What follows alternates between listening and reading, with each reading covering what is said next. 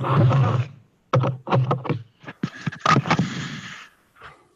can or cannot. Can you hear me now? Can you hear me? I can hear now, yes, thank you. Hello, Chris. You're our test subject. All right, so the most important thing to realize is that the way we communicate is often habitual, and people around us who know us understand this, which makes it easy for them to push our buttons and for us to push their buttons. Also, it's easy to fall into our regular habits of communicating. So if you're used to texting without a capital I, but then you have to send a letter to the bank and you send it with just a lowercase I, these are all things that are just habits. It doesn't mean that you aren't good at writing or communicating, but we do fall into our habits. And sometimes just a lack of awareness of our habits and how we communicate means that the other person doesn't always get your message. So for example, they might think that your abrupt or very short email is being rude. You think you're just being efficient. So, you know, some people are telling a big long story. You're annoyed because just like, I want the facts. I don't need this whole story. So just a lack of awareness often means that we don't communicate very clearly. These are some trigger words that are really triggers to a lot of people, and they can destroy a conversation. And you know if it's a trigger word when your body reacts to it. So for example, words that sound like someone's attacking you, you know, always, you never, you constantly. These are words that, you know, if you were a dog, the hairs on the back of your neck would stand up, because it's not acknowledging the fact that you might have made this one mistake, because the word always seems like, you know, you're an idiot and you just don't pay attention. Words that are critical. So you're standing on a pedestal and you're saying things like, you know, you really should have known better. I don't see why you did that. You know, why did you spill the nails on the person's driveway? You really need to be paying more attention. These are very critical comments. Now, there's a time and a place to be critical, but if the whole purpose of communicating as a team is to get things done, oftentimes these attacks and these critical tones make people defensive. So it just triggers this tension. There's also the dismissive tone. You know, Erin has this lovely idea for a website. Oh no, that idea won't work. I won't work with her. So you just brush the whole thing over because once upon a time you tried this thing, it didn't work, so now after that everything is not going to work. So there are these people that are very dismissive. Everything is just not worth exploring. And sometimes it could be that they're nervous or that they're scared they're going to get stuck with all of that work and they're going to have to do it. So, you know, to them it's just like, no, I don't want to deal with it. So the words could be dismissive. Uncertain. I could try, maybe, I'll see, I'm not sure. Are you going to be there on Saturday night? It depends. Those kind of answers. I come from a family that does that a lot, and it's like very frustrating because, you know, can you help me move on Saturday? Not sure. Just say yes or no. So this non-committal. This non-committal is really difficult. I mean, obviously, sometimes you don't know.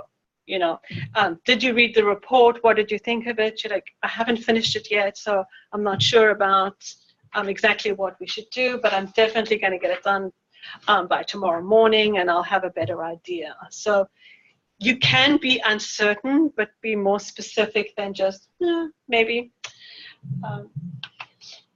And then autocratic, which also might have a place, a time and a place, maybe as a parent or in certain instances, but the autocratic person just likes things done this way all the time because we've always done it this way, don't really have time to explore new options.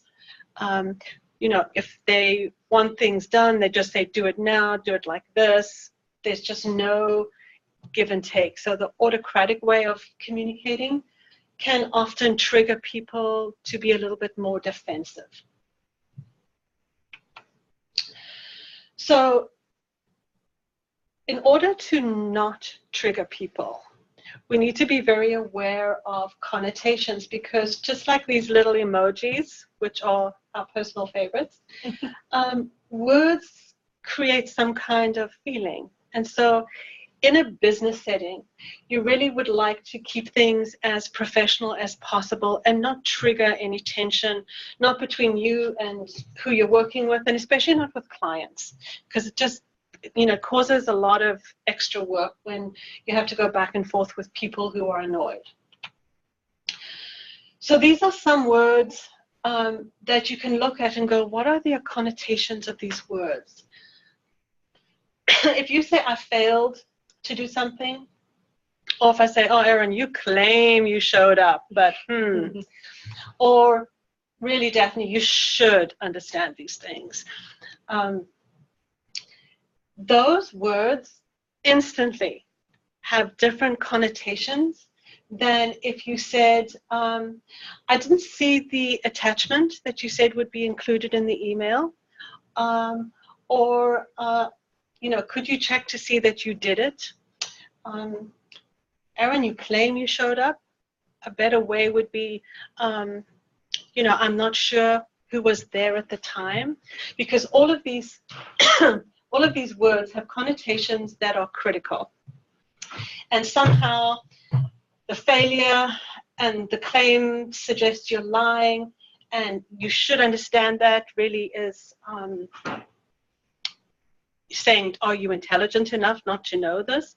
All of these are very derogatory. And the reason why these words are triggers is that they limit people. So if you say, you always, you can't, you're just putting the ball in their court the whole time. There's no stepping over the line to say, okay, we need to figure this out. And the most important thing is that it really provides no options or help. I mean, there's nothing worse than you getting a directive to do something and you really don't know all the steps that it will take to make this successful. You know, if you're applying for a job here at Danco, I'm sure there are all these steps that a person, an applicant, needs to go through in order to successfully get an interview. But if you never included those steps, the person would not have options or help. So just providing these steps gives the other person the opportunity to really shine. So we really want to focus on effective emails and communication, because now we all know the things that trigger us. And to go back to what absolutely works, and it works not because I say so, but because it's from someone very powerful, Aristotle. And he always just said, you know, who is your audience and what is your purpose? We don't really want to trigger someone. We really don't want the client to be calling, complaining about the work that we've done. The ultimate purpose is always that we have a successful outcome with the least amount of hassle. You just want to get the job done. And so we have to pay attention to the credibility and the logic and the words that we use to get people to be persuaded.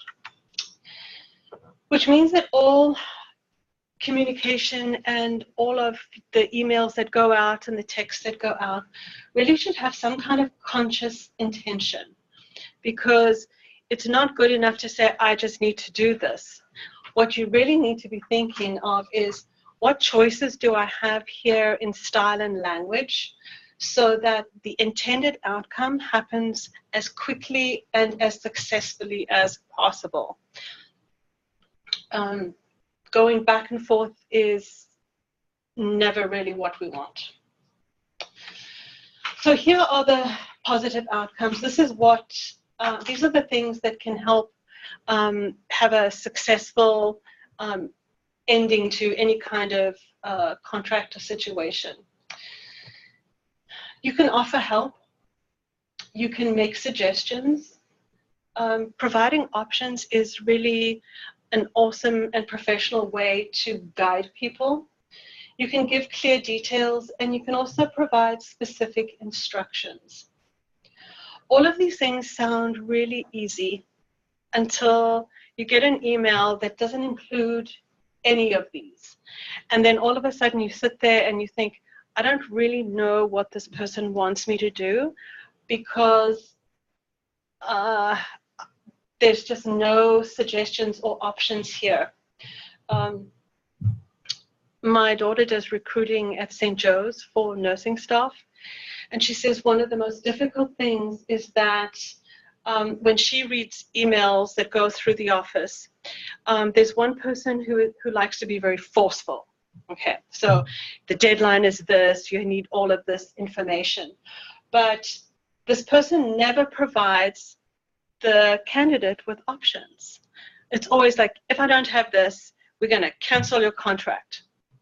This is done. And then she'll get all of these panicked emails like, well, right now I'm here and I can't get to this, and I, this person says that my contract is going to be canceled, and all that needed to happen was an option. All right. If you can't get it to me by 5 o'clock, please call so that we can figure out what. It's just the option, but this tone of no option is what puts people in a panic.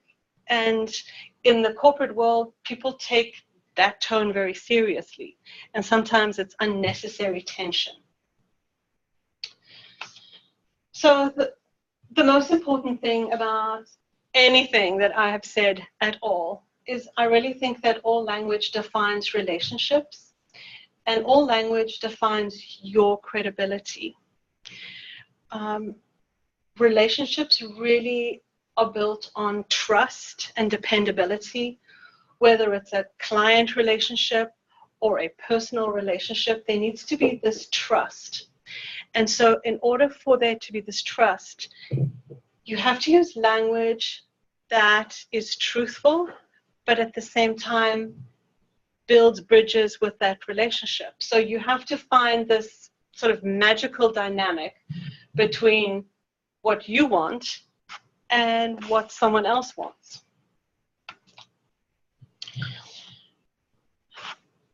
Really, the ultimate goal, the essential outcome, is that other people trust that you're going to treat them with fairness and integrity, that the words that you choose will reveal some kind of strategy, because people really quite like a plan. So no matter what it is that you are doing, the words that you choose really need to be focused on building trust with whoever it is. All right, some tension triggers. Think about an email and look at all of these and tell us which one, or any all, which triggers you here.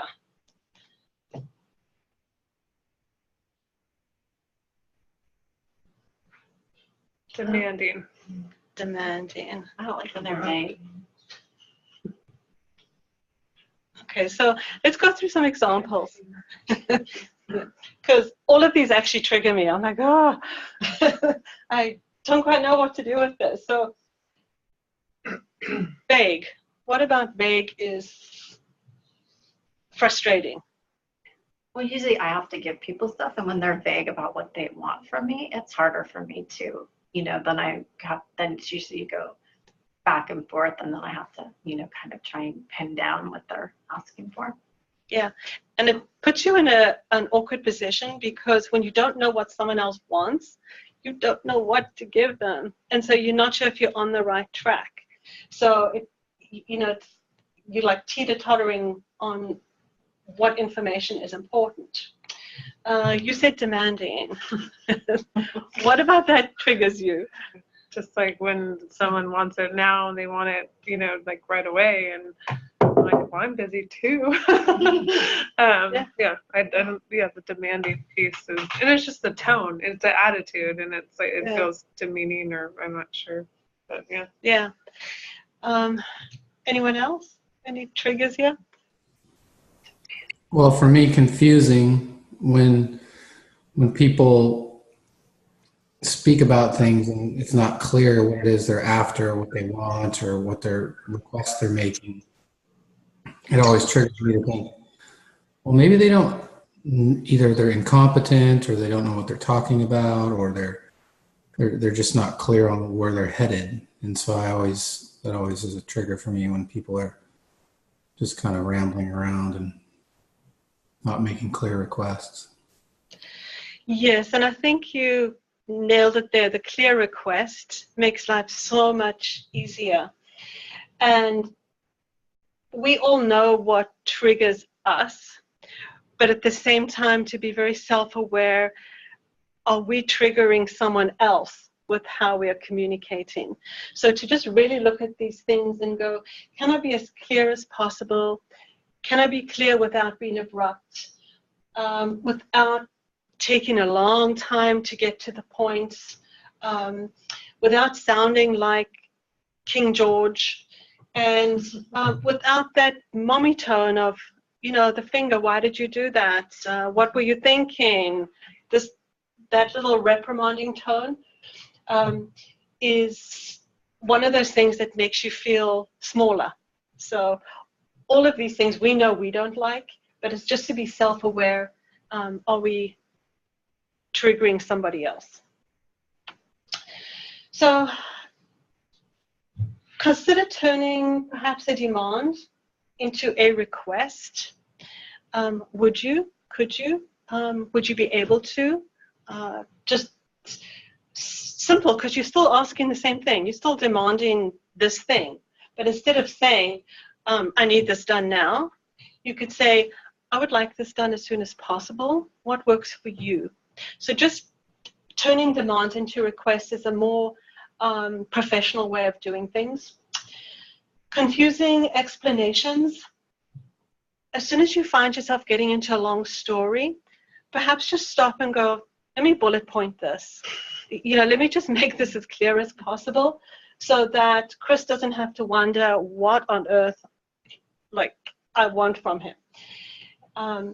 And the bulleted list does not have to be abrupt. It could be, dear Chris, thank you for the meeting yesterday. These are the 3 things that we agreed on. I'll be able to meet with you on Monday. Thank you so much for your time.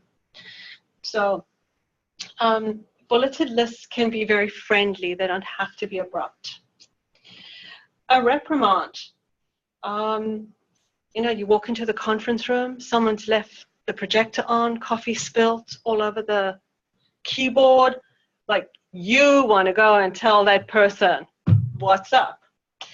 But perhaps just because you're in this relationship that might be more than just today, perhaps rather just go through a conversation or an email that is more solution-based, more option-based. So, yesterday, coffee was spilt in the conference room. We just like to request that people drink water and keep lids on things, and really we appreciate you, just taking care of any spills and protecting technology. So it's more just, let's find solutions and options, even though in your mind you're thinking, I really would like to stab you with a pencil, but just got to keep it professional. consider turning an abrupt comment into a more friendly statement. You know, you send a text, where is it? Perhaps the friendly statement is an emoji if it's a friend, or, you know, I know you're busy. Do you think you could send me that report soon? So just instead of being abrupt, rather just making statements that sound a little bit more forgiving.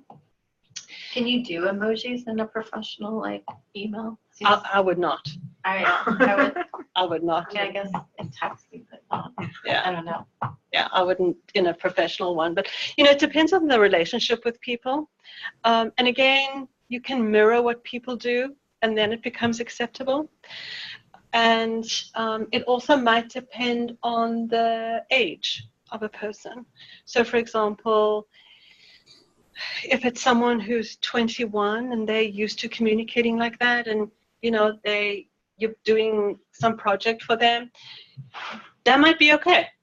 You know, might be a slightly different relationship, but with everything, I would say in professional stuff, just keep it as plain and Times New Roman as possible. So, it's kind of with messages to my mom. It's like very rarely she gets an emoji or anything. If I do, I'll probably send her the poop emoji. Just get all mad, but it's like I'll write it out so she can read it. She's picked up like the LOL and stuff, but some of those other ones she has no clue. So just keep it straightforward, where she can understand the text message even from me. Yeah, and that's kind of interesting because you don't think that other people don't know what you know. Like an emoji is so obvious to me, and now you're saying that your mom doesn't get it. Well, I don't know if she would get it or not, Yeah. but it's like I'd rather keep it basic where she understands what I'm trying to tell her. So there's no confusion. Pick out that confusion factor for her. Yeah. And so, I mean, it just really tells you that you have to be aware of your audience, right? Rather just save the explanations for another time. And then if you're sending a vague message, you know, you might not know all the details, but at least be as specific as possible. I would have to say this is the one thing I see the most, these vague messages. You know, meeting in room 101. Like, okay. Who? What? Where? Yeah, I get that a lot. So, all right, so now we're going to go through what you might be thinking versus what you probably should say. And this is where you're going to get involved.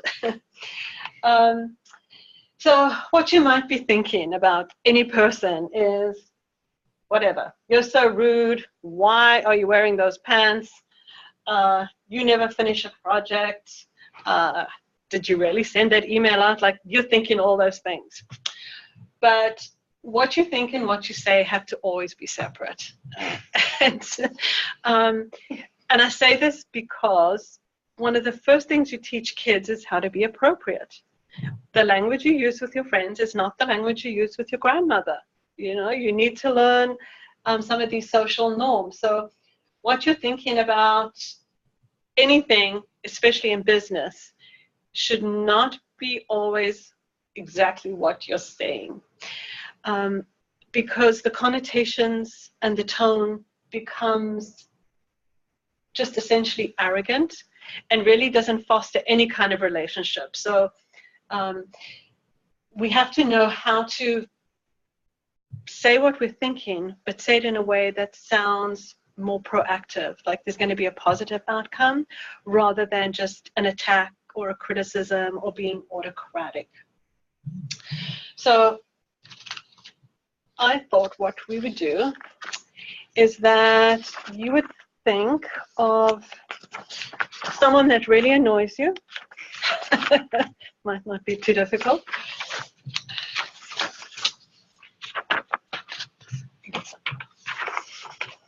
Someone who really annoys you. Because I'm going to give you the question so you can write them down. All right, so what you might be thinking. So we're speaking to this person. I'll just call him George. Okay. So just complete the blanks. Just have this person in mind and complete the blanks. You are so, you always, you never, I expect you to, doing, was a idea.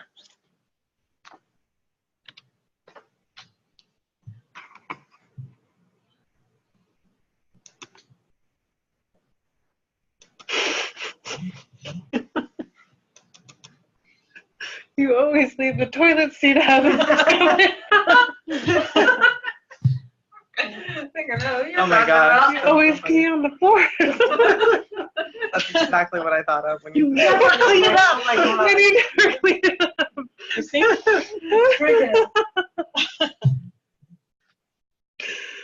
Oh man.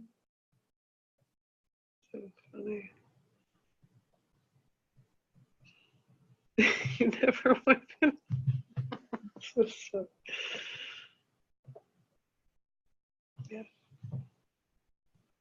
I don't have these feelings at work. Oh, good. Um,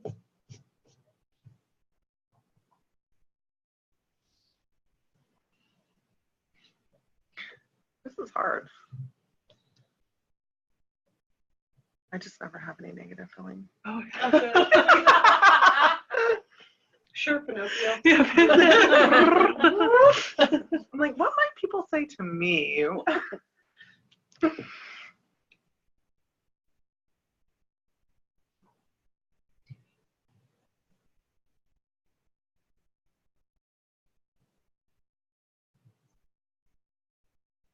Wait, the last doing blank was a great idea. Wait, what? Like, Doing. But it should be negative. Oh, it's all we're in the negative zones. I got to positive so Right. quickly. Doing red laundry with the whites Oh was God. not a great idea. Stupid. yeah, and the word stupid goes through my head a lot. Nailed it, Erin. That was a good one. Doing towels with clothes. I do. So Joe does his own laundry now. I'm like, I just like stuff it all in there. And he thought, I'm not letting you do my laundry. I said, oh, that's so sad. Like I would be upset about that. So I do mine in the boys' laundry. Strategies. My husband does all his own, which is great because when he Does dyed he? everything pink, it was his fault.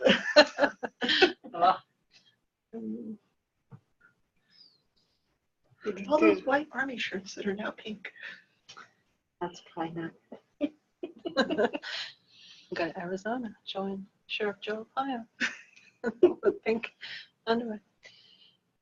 So Tegan called me today because he was getting a promotion, going to get a promotion to be a corporal. Uh-huh.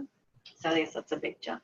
But then he told me he tells them that he needs more time and that he's not ready. And I was like, is that good, Tegan? But he said that was good, but I just was laughing because I'm all, why would you do that? He was like, Mom. Call me, Tegan. Call me, and I'll walk you through it. Oh my gosh. All right. So now that you've written out all these horrible things that you've thought, Okay. just circle any words that, if you actually wrote them down, would trigger somebody. Like it's an attack, it's critical, it's autocratic, it's judgmental, it's whatever. Pretty much all of them. If you say to somebody, you are so, or you always, you never, I expect you to. I mean, to me, the whole list is Yeah, the whole- trigger people. It is. So, because we want to be self-aware, here's the difficult part. Maybe for some people this is easy, but instead of whatever you said for the first one, you are so, what could you have said? You are so rude. I could have said. You could say, Well, if they're irresponsible, what do you say? You've got to find a way to build this relationship now because you don't want to trigger them. What just happened didn't work for me. Very vague, Chris. Now I'm really pissed. Well, I'm going to get into why, but that's the opening. There's a situation that happened that didn't work for me. I'd like to talk to you about if that's okay. Is now a good time? Okay. You're gonna schedule an appointment with your kids? No, I wouldn't do that with my children. I'm saying with a coworker. I think hers was her kid. Right. So let's just find some words here. So let's just read some and see if we can find a better word, because the whole point of this is really to find synonyms, because synonyms have different connotations. So if I say, you're so rude, I need to find a synonym for that, because I might be thinking, you're so rude, you know, how dare you take my parking spot, you know that's mine. But instead of that, I need to find a different way. So, you know, maybe I need to say, I know you're eager to get to work in the morning, and that's really awesome. But, you know, could you park there and I'll park here? So you just have to find a way that sort of addresses it without it being a trigger. All right, so let's start here, Erin. Just pick one and let's find a better way to say it. Okay, you never listen to me. Oh, this is deep. You too. None of these are work-related ones. I know. You never listen to me. Do you keep the never? I don't know, because That just makes Can you it just harder. switch and say, please listen to me? okay, go more. Go more. Yeah, that's not English. Good English. Go more. Tell us more. Listen to me. Because you really. I really like it when you listen. I don't know. Uh-huh. I feel like we're not. Aaron, you and I are in therapy right now. I feel like we're not communicating well. There you go. That's a good one. What do you think I said? Communication is a good synonym for listen, I think. Yeah. Communication Wow. makes it sound very like. Well, I didn't claim they're not listening to me, even though she doesn't listen. Well, because with How communication, about I have something very important to say? yeah, Could you please pay attention? pay attention. Make a note. Yeah. And Chris, I think what you've said there sort of defines the space, because you're saying to the person, what I have is important. So you're really giving them these clues rather than saying you never listen to me, which is a huge exaggeration. And it's not really what you intend to say. What you're saying is that I really want you to be paying attention to what I have to say right now. Okay. Is this a good time? So, or however you want to phrase it. And it doesn't have to sound like therapy or salesman pitchy, or it doesn't have to sound like anything that's not authentically you. But these triggers of you never listen to me immediately put the other person, like, you know, your hackles go up and you're like, I do listen to you right now, it's just not a good time. You should know that, because that's what you're thinking. So let's find another one. What do you have?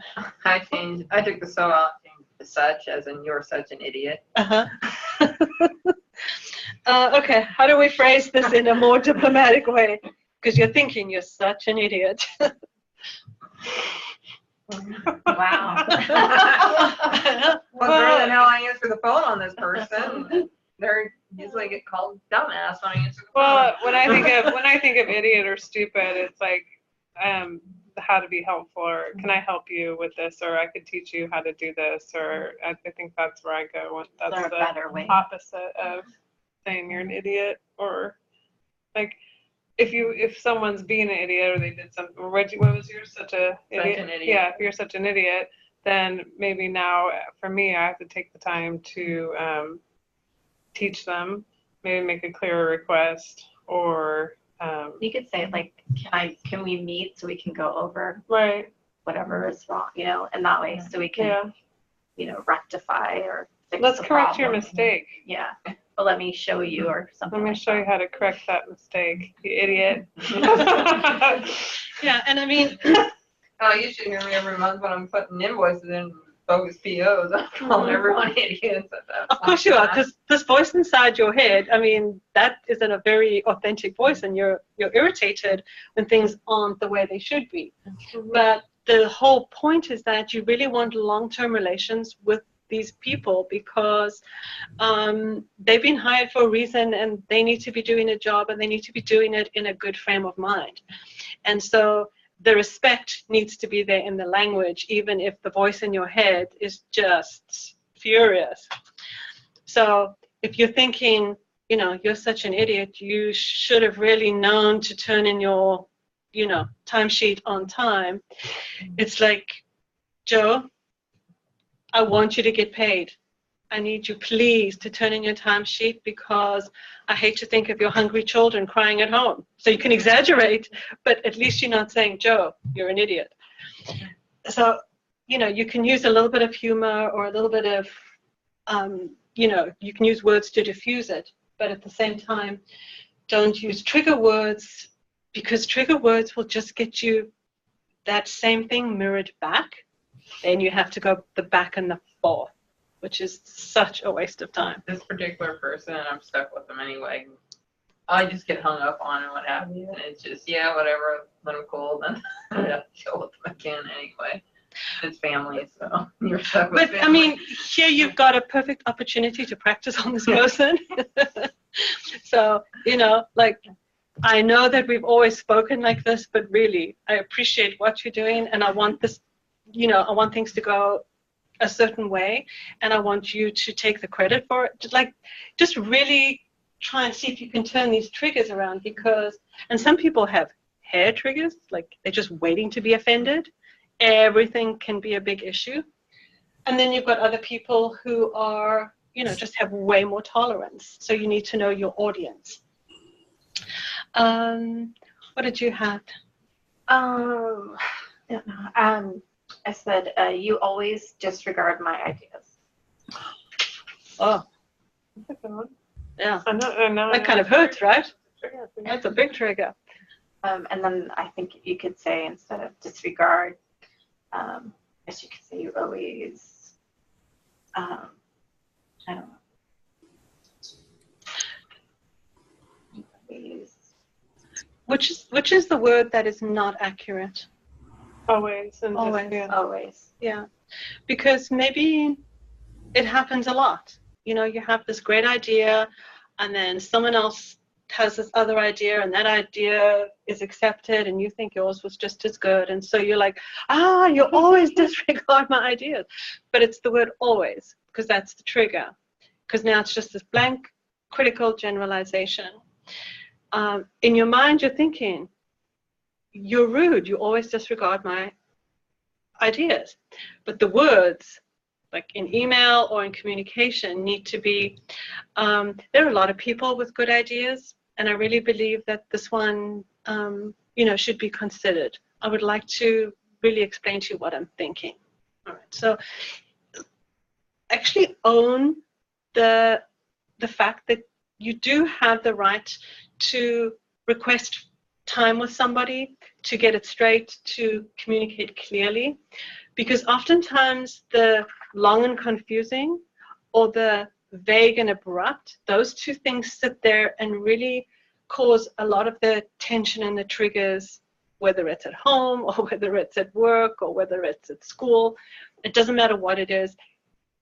Those two opposites cause a lot of unnecessary tension. And it's hard if you are a type A personality and you just want boom, boom, boom. And so you find it very easy to be clear and specific. And it's hard if you are the opposite, if you have more of a passive way of communicating and you don't know how to be as direct as possible. So you have to be self-aware, look at yourself and go, this is my style of communicating. This is what I really like when people communicate to me. However, and Chris, I don't know your style of communicating, but I'm just using you as an example. But Chris doesn't want confusing, even though I like to explain myself half a page. Chris just wants things straightforward. He just wants the bottom line. So when I communicate with Chris, I really need to just think a couple of bullet points. Thank you very much. That will suit him. So to know your audience and to just be self-aware and go, this will make it clearer for them. At the bottom here, I just said that really what you are looking for is credibility. Because any email, any document can actually become public. We know this on the news. Who knew that texts and things going back so many years, can actually be dredged up? The most important thing, long-term relationships. I mean, Eureka, Arcata, Humboldt, it's a small place. You might be annoyed, but you don't want to have enemies around you. It's just much easier to find language and vocabulary that just preserves long-term relationships. And then the most important, because after all, you should own what you're doing, you need to have your purpose. So whatever you are communicating, you should have some idea. I want this to be the outcome. I want people to understand this information, and that's how I'm going to communicate with them. All right, final piece of fun for you guys. So I would like you to improve the following statements so that the purpose, intention, and meanings are clear. And at the bottom, there's a little box so that you can look at, a couple of the ideas. You don't have, obviously, you won't use all of them in everything. But so your guys screwed up, or I expect you to do a good job. This team needs to communicate better. The BBQ is at the lake, BYOB. This one here is a very difficult one if you have new employees, because they might not know which lake, when, what does the B stand for? Is it bring my boat, bring my boyfriend, bring my beer, bring my, I don't know. All right, so you will look at these and you will look, what is my purpose? Can I make this clear? Give instructions? Do I need to change my vocab? Is there any way that I can just make this a more effective piece of communication?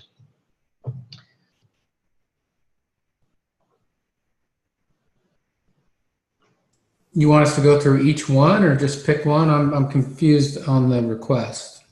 So the request is that you're going to take each one and you're going to improve it. Okay. Each one has a problem. Yeah. Trigger.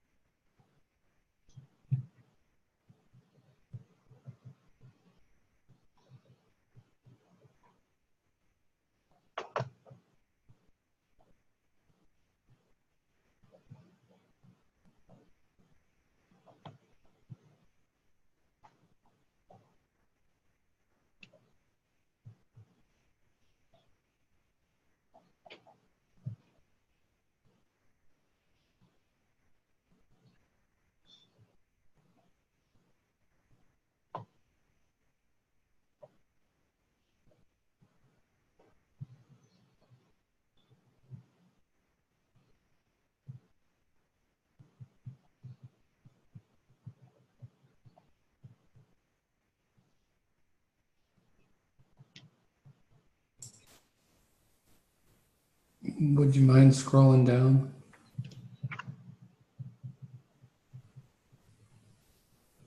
Thank you.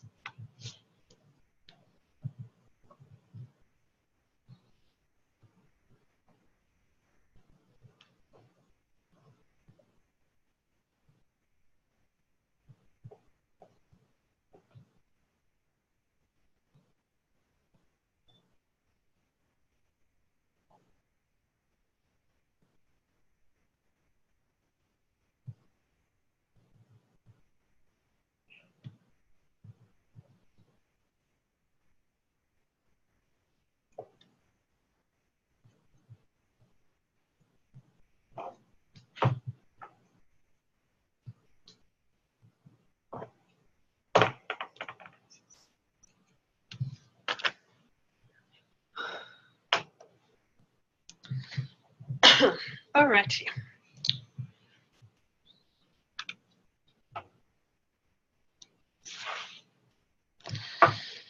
All right, Chris, you can go first. Which one would you like to share?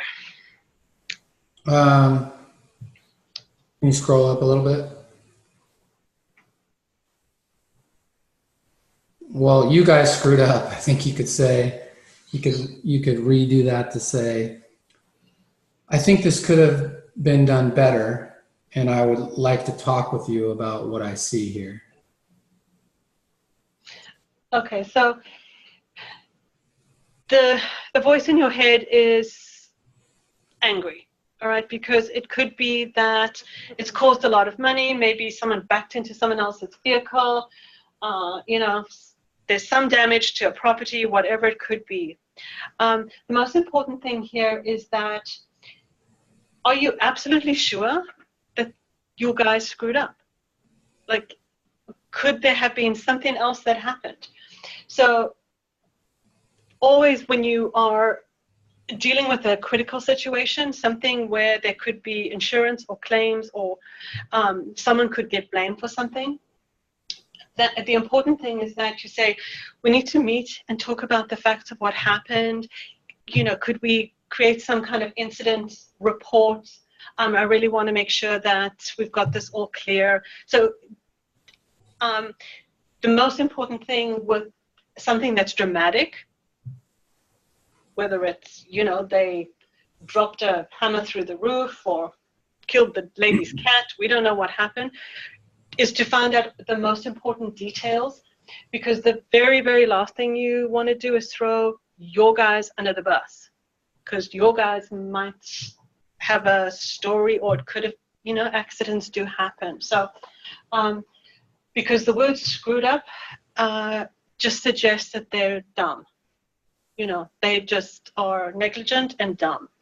And in your brain, you might be thinking, anyone knows this, you shouldn't have done that. But again, you've got to give them the benefit of the doubt. All right. Well, initially when I looked at the one, I thought I read, you guys screwed up. And so I wrote something like, slow down, take your time and do a good job. And then I was like, oh, it's your guys. Like I'm pointing the finger. So then I reversed the lot of things. Yeah. Anyone else? How would you fix your guys screwed up? I said, I want to let you know about a mishap that happened on our project. I feel that we are a team, so if we could meet to go over what happened and make corrections as needed. Nice. Yeah, similar. Yeah. I kind of let your guys would have had a better outcome if they would have thought about the problem longer and came up with a better solution. It depends on which way you're looking at it. Okay. Also remember though, if you're working at Danco, there might be all these different companies and all these different teams and projects going on, but it's actually not your guys. It's actually our guys. We. Mm-hmm. You know what I'm saying?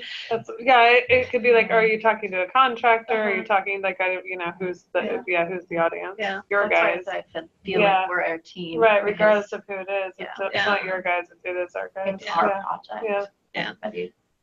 Yeah, because that inclusive language We're usually will together. diffuse. Because there's a lot of people just waiting to be triggered. Right. Like, are you blaming me? You have no idea. Well, that homeowner and that dog and blah, blah, blah. So just make it more inclusive.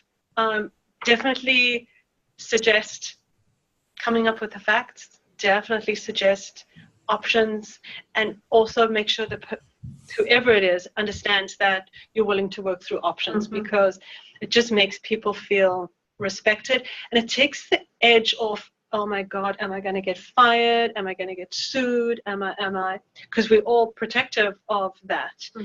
And you don't really want to have someone on the defensive.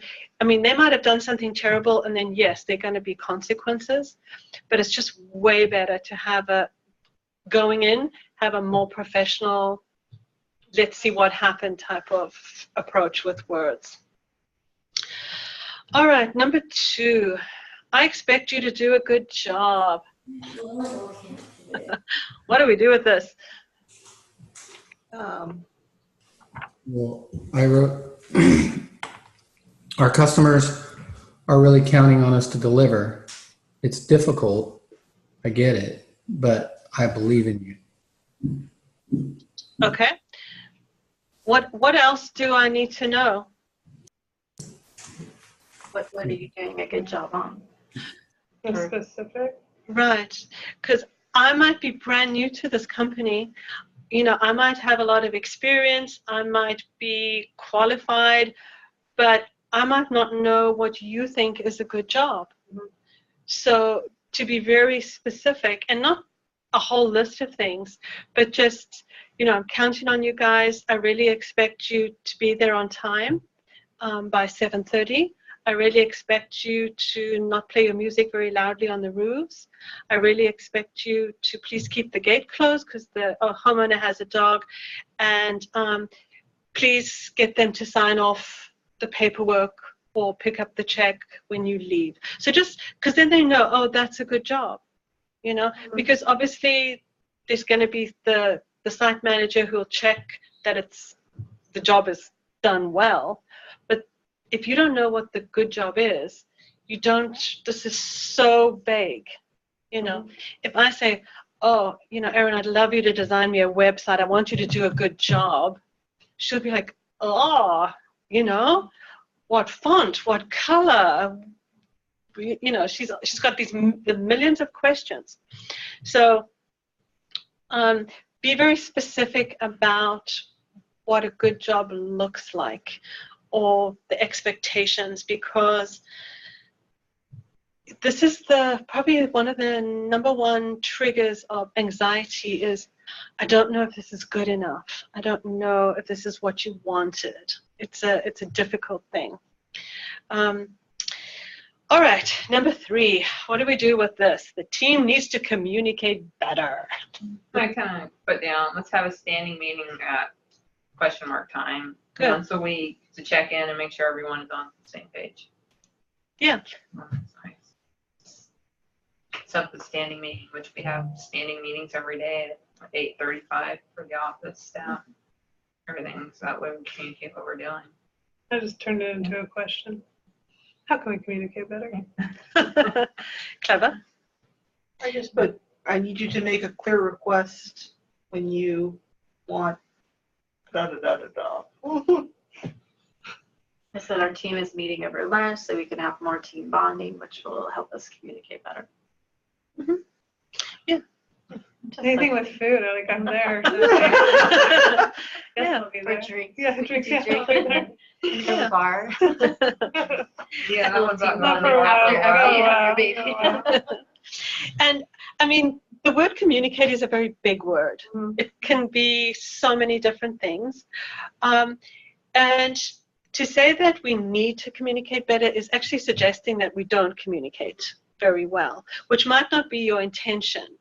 So it might be that I would like us all to communicate, in a very open way, or I would like all communications to go through Joe, because he's the project manager. So if you have questions, please send him that information, and he'll make sure that Dan Johnson gets it. So just be specific, because it's like you never listen to me. It's that.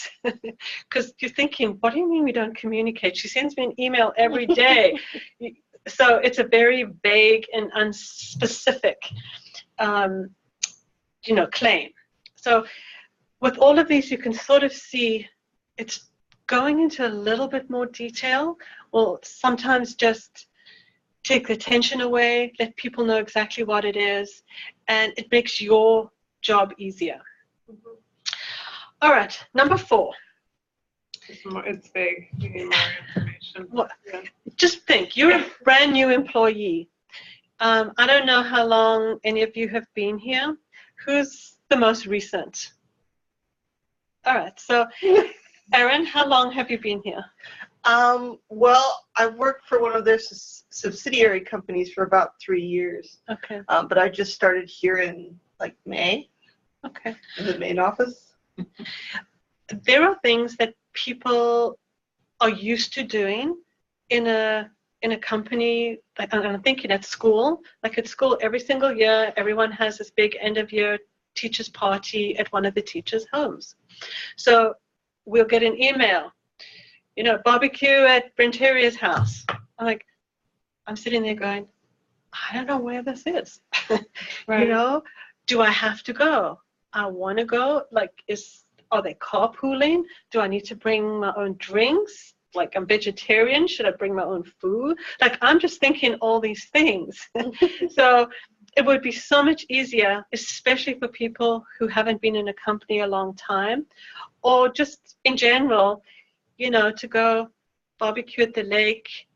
It's at 444 Lake Avenue. Attached is the map. We generally start at 5. Most people bring their own drinks. There'll definitely be food provided. So just a little bit more for people who are newer. Once you've been here 100 years, then you'll be like, oh yeah, BBQ, yeah. Yeah, Laura's house. We don't know what that is and what that entails. Yeah. Yeah. Danco, So, Yeah. yeah. Exactly. Yeah. Well, the Danco yard, it's if you don't know where the Danco yard is, it's you don't Send know them a map. what's saying on your paychecks. It's the address is right there on your paycheck. Yeah. But so that's Danco yard it's vague in one way, but still everyone should know where the Danco yard is. That's Okay. That was. you I had know. to Don't ever assume. Well, because you don't unless you're in construction, you don't think of yard out in the parking lot. Correct. So that's not a yard. It's like No a one mows that. work thing. No one knows. And there's language again. So, it just depends on what you see as a Everyone yard. should know that. Everyone. Trigger. I didn't know it. That first party, I was all, what is that? Yeah, and I've had that feeling a lot of times. I don't know. I've been invited to a meeting next week. Don't know what this is about. It's a whole day. I don't know what this is about. So, obviously I'll send an email going, my standard is there anything I need to prepare for this? And then I'll get the background for that. But just especially for new people, someone started, they might not know that they shouldn't be parking there, they should be parking there. They might not realize that on Fridays you wear the white Danco shirt, whereas every other day you wear the blue. There's just a million little things. The water is for people here. It's not for everybody. Like just a million little things that could just make a new employee feel at least, okay, I know the rules. All right, last one. I need your paperwork ASAP, deadline 5, contract will be canceled. I said we are looking forward to you working here at Danco with us, but we need your paperwork to facilitate the process. Please have it here by 5, but let me know if you need any help. How do you feel about that? Have you got that email? Like, do you feel triggered or do you feel, oh? That's good, except that gives them an out for not having it there by 5. I said, please have it here. Or I think actually I changed it. I said, we are expecting it here by 5. Yeah. So let me know. I did it as an internal email to like you or something. I said, holy shit, I need your help. I have a 5 p.m. deadline today. Would you be able to complete the following items for me by then? I'd be like, yeah. I'd be like, help! You'd be like, okay. Yeah, I didn't get on the details like Laura, but like Laura keep contract customer needs a resolution by 5. Can you help me on resolving this issue? Yeah, you can be fairly blunt with this, but as long as you give people options. And so, if it's someone who knows you well and it's a comfortable thing, fine. If it's someone that you're trying to, get into the company, or if it's an architect that hasn't sent the plans and I don't know, or waiting for a bank thing, some financial thing, then it's stressful, but you can't let them see you sweat at some level. It's just like, yeah, we were expecting this by 5. I really want to get this done. It's important to both of us. Call me if there's any exceptions here so that we can absolutely plan.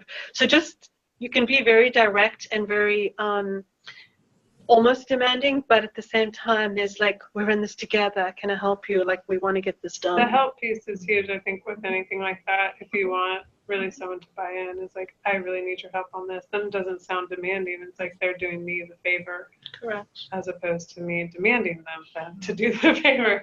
I think when you say help, it makes you feel like nicer, and then you're helping them, so you kind of put it back on them. Right. Because a lot of people like helping people. It makes them feel good. So. But all the while, I think you got to be like we were talking about earlier. You got to be sincere. It's got to be sincere. It can't be bullshit. You want somebody to sniff you out and go, "Oh, don't bullshit me."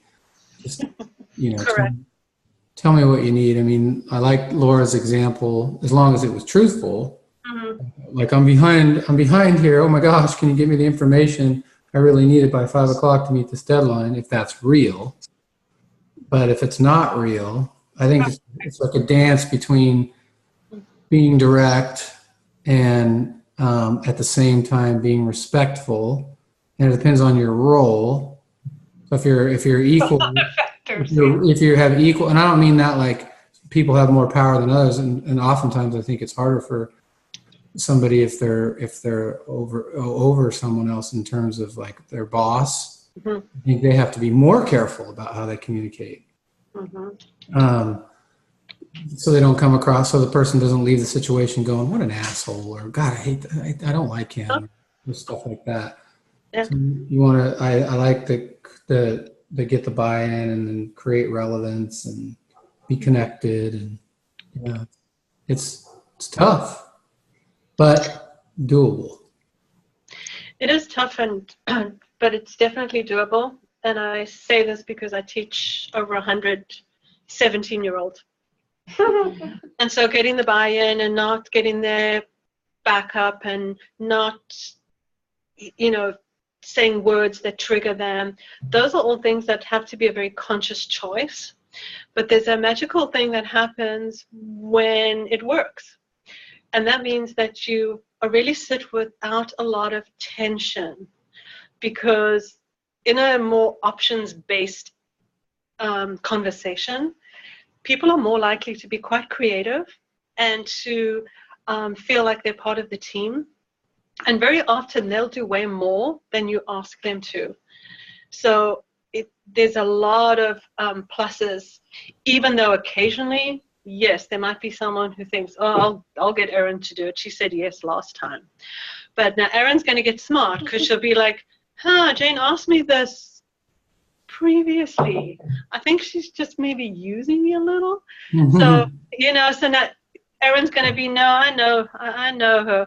So next time Erin's going to say, you know what, if you have anything specific, you can ask me, but right now I'm working on another project. But, one or two things. So you can sort of start to set boundaries if you feel like someone's just, constantly in this mode of, holy shit, I have a deadline to meet. And they're putting you in that mode too, like poor planning on your part. Yeah. But one of the things I like about what you were saying too, I just wanted to mention was the outcome. Like you're trying to achieve the outcome. So depending on who your audience is, this is all strategic. Like, how am I going to approach this person? Yep. All know, I work with Mackenzie every day, and she is way more sensitive than I am. And I trigger her sometimes, and it's not effective. And I say to myself, God, would you just freaking quit being so damn sensitive? But that doesn't work for her. So Right. So I have to realize that and go, okay, no, I need to take care of her. She doesn't like to be me when I approach her with all this pressure. But then if you're talking to Dan wants you to give it to him right between the eyes. But just let him have it. He loves that. So just depends on who your audience is, but all the while focusing on what it is you're trying to accomplish. Mm-hmm.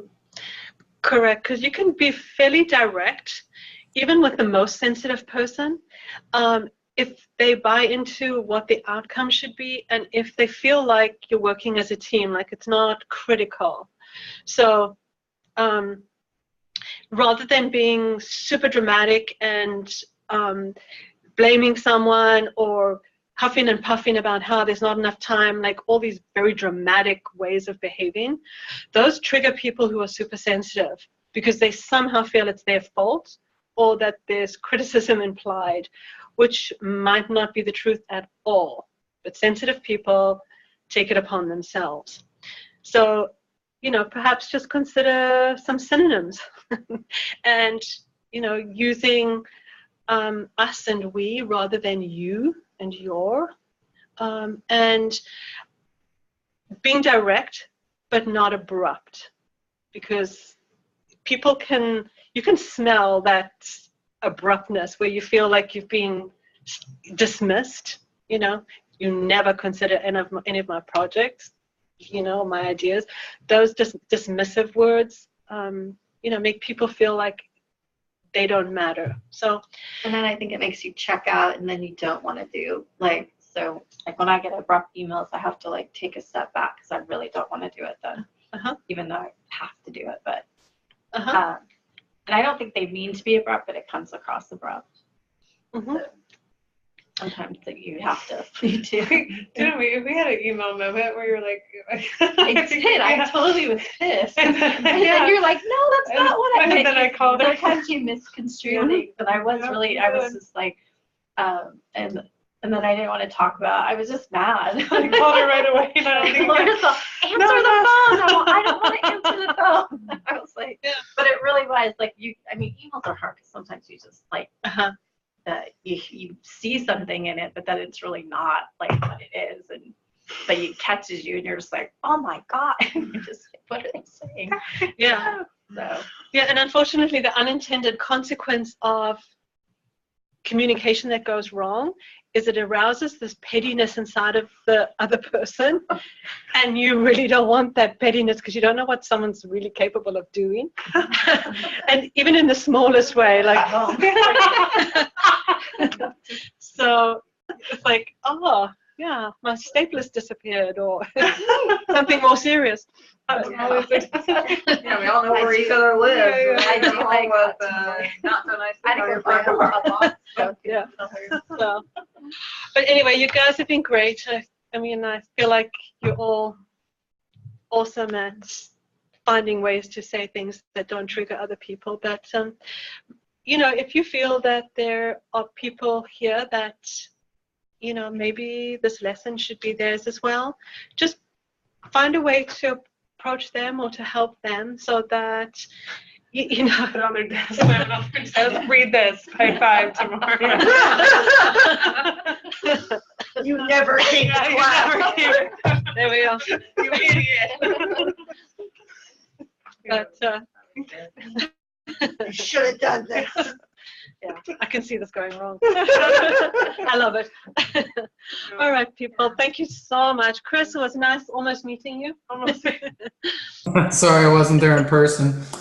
No, I'm sure you have a million things that you need to be doing, but I appreciate it. Thank you for hosting. It was a great class. I appreciate it. Thank you. So is it, how many more is this? No, the I- finale? The last one. I said to